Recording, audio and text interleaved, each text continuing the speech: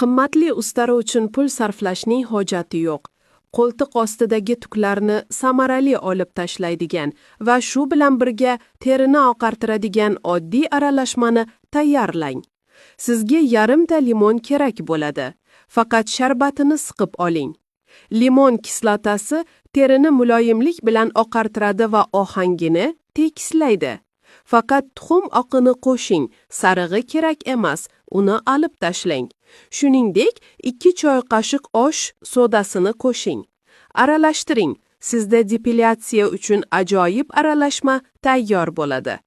Ustara terini tirnashi yoki yallig'lanishga olib kelishi mumkin, ammo bu aralashma qo'ltiq osti uchun xavfsizdir.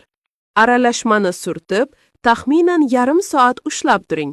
Eng muhimi, limon va tuxum xona haroratida bo'lsin.